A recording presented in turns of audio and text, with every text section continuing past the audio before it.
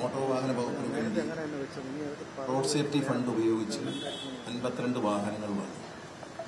ഈ വാഹനങ്ങൾ കേരളത്തിന്റെ വിവിധ ഭാഗങ്ങളിലേക്ക് പോകുമ്പോൾ മുൻപ് വാങ്ങിയ 20-ലധികം വാഹനങ്ങൾ കൂടി ഈ വർഷം ആദ്യം വാങ്ങിയതും കൂടി ചേർത്താൽ കേരളത്തിലെ എല്ലാ ഓഫീസുകളുടെയും പ്രവർത്തനങ്ങൾക്ക് വേഗത പകരും തരത്തിൽ ആവശ്യമുള്ള വാഹനങ്ങൾ എത്തിക്കാൻ കഴിയും.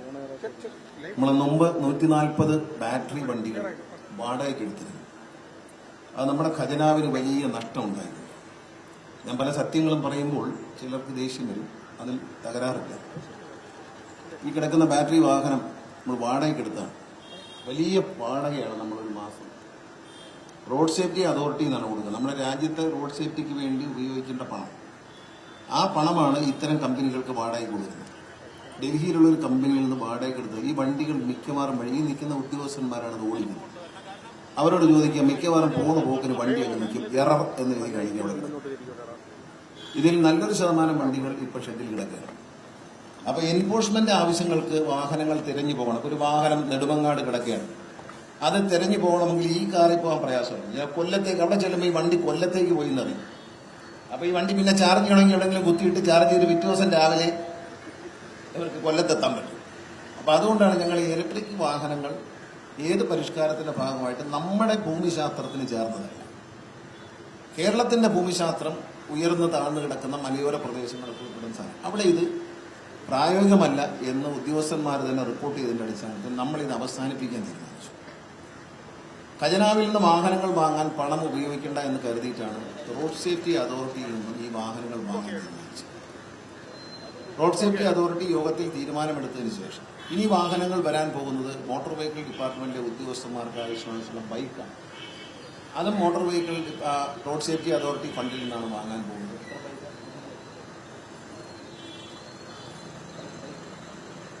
മൊത്തം 100 ബൈക്കുകൾ വാങ്ങാൻ തീരുമാനിച്ചിട്ടുണ്ട്. ആ ബൈക്കുകൾ വരുന്നതോടുകൂടി അത്യാവശ്യം ഓഫീസിലെ കാര്യങ്ങൾക്ക് പുറത്തേക്ക് പോകാൻ എല്ലാവരും കൂടി ഒരു വണ്ടി 4 വീലുള്ള വണ്ടി എടുത്ത് ഡീസൽ കളഞ്ഞു പോകേണ്ട കുറച്ച് ലാഭമുണ്ട്. പെട്ടെന്ന് ഒരാൾക്ക് പോകണമെങ്കിൽ പോയി എൻഫോഴ്സ്മെന്റ് നടത്താം. അതിൽ ക്യാമറ ഉണ്ടാകും, എല്ലാ സംവിധാനങ്ങളും ഉണ്ടാകും. ഇതിനകത്ത് ഇനി പുതിയ ക്യാമറകൾ വരാൻ പോകും. ആ ക്യാമറകളെ സംബന്ധിച്ച് എല്ലാ ഒഫൻസും റെക്കോർഡ് ചെയ്യും.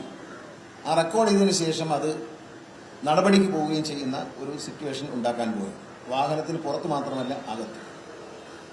അകത്തും ക്യാമറ വരും, പുറകിലും ക്യാമറ വരും. പുറകിൽ ഒരു ഡിസ്പ്ലേ നമ്മൾ ഉദ്ദേശിക്കുന്നുണ്ട്. അതായത് ഹൈവേയിലൂടെ പോകുമ്പോൾ ഒരു വാഹനത്തിൽ ഓടിക്കുന്ന ആൾ തെറ്റായി ഡ്രൈവ് ചെയ്യുന്ന കണ്ടാൽ അതിനെ ചേസ് ചെയ്ത് പിടിച്ച് പ്രശ്നമൊന്നും ഉണ്ടാക്കണ്ട. ആ വണ്ടിയുടെ മുന്നിൽ കയറിയിട്ട് ഇതിന് ഡിസ്പ്ലേയിൽ കാണിക്കും. അപ്പം ഹരിയാന രജിസ്ട്രേഷൻ വണ്ടിയിലാണെങ്കിൽ ഹിന്ദിയിൽ എഴുതി കാണും, ഇംഗ്ലീഷിൽ നിങ്ങൾ ലൈൻ ട്രാഫിക് തെറ്റിച്ചിരിക്കുകയാണ്, നിങ്ങൾക്ക് 500 രൂപ ഫൈൻ അടിച്ചിരിക്കുന്നു എന്ന് എഴുതി കാണിച്ചിട്ട് അങ്ങ് മാറും. അല്ലെങ്കിൽ ഈ തൃശ്ശൂര് തെറ്റിക്കുന്ന ആള് കാശ്മീർ വരെയും തെറ്റിക്കും. ഇതേ തെറ്റായ ട്രാഫിക്കിൽ സ്വീകരിച്ചുകൊണ്ടേയിരിക്കും. നമ്മുടെ നാട്ടിലെ ലൈസൻസ് കൊടുപ്പ് സ്ട്രിക്റ്റായി, ഇന്ത്യയിൽ ഏറ്റവും കർശനമായി ലൈസൻസ് കൊടുക്കുന്നത് കേരളത്തിലാണ്. ഒരു ടെസ്റ്റിൽ പങ്കെടുക്കുന്നതിൽ 48% 50% ആളുകൾ ജയിക്കുന്നുണ്ട്. അതിന്റെ ഗുണം എന്താണെന്ന് നിങ്ങൾ മനസ്സിലാക്കണം.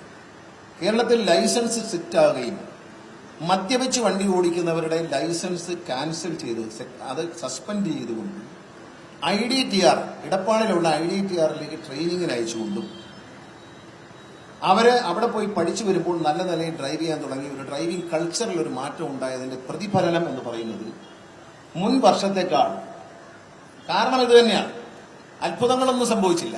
പക്ഷെ മുൻ വർഷത്തേക്കാൾ 297 മരണം ഈ വർഷം കുറവാണ് എന്ന അഭിമാനം മോട്ടോർ വാഹന ഡിപ്പാർട്ട്മെന്റിന് ഉണ്ടാകണം. കാരണം കേരളത്തിലെ അപകടങ്ങളിൽ മരിക്കുന്നവരുടെ എണ്ണത്തിൽ 297 നമ്പറിൽ കുറവ് കാണുന്നത്. വലിയ ചെറിയ കാര്യമല്ല. 297 ജീവൻ രക്ഷപ്പെട്ടു എന്ന് പറഞ്ഞാൽ എത്ര കുടുംബം രക്ഷപ്പെട്ടു നോക്കിയാൽ മതി. അപ്പൊ മോട്ടോർ വാഹന വകുപ്പിന്റെ നിലപാട് ശക്തവും വ്യക്തവുമാണ് എന്ന് വളരെ ഉറപ്പുണ്ട്. ഇത് പറയുമ്പോൾ ആദ്യം എന്നെ ചീത്ത പറയും, എനിക്കതിലൊന്നും വിഷമമില്ല. തിരുവനന്തപുരത്തോടുന്ന ഇലക്ട്രിക് ബസ്സുകൾ നഷ്ടമാണെന്ന് പറഞ്ഞതിനായിരുന്നു ആദ്യത്തെ വിഭാഗം. നഷ്ടമായിരുന്നു. ഒരു ഇലക്ട്രിക് ബസ്സിന് ഒരു ദിവസം ശരാശരി കിട്ടിയിരുന്ന വെറും 2500 രൂപയായിരുന്നു. ഇന്ന് അത് 9,000 രൂപ മുതൽ 15,000 രൂപ വരെ വർദ്ധിപ്പിക്കാൻ KSRTCക്ക് കഴിഞ്ഞിട്ടുണ്ട്. ഇവിടെ KSRTC ജീവനക്കാരും ഉദ്യോഗസ്ഥരോട് ചോദിച്ചു നോക്കൂ, അവരിവിടെ ഓടിക്കുന്നതല്ലേ. 2,500 1 കോടി രൂപ ഒരു വണ്ടിക്ക് കൊടുത്ത വണ്ടിക്ക് 2,500 രൂപ വരെയാണ് മാക്സിമം കിട്ടിയിരുന്നത് ശരാശരി.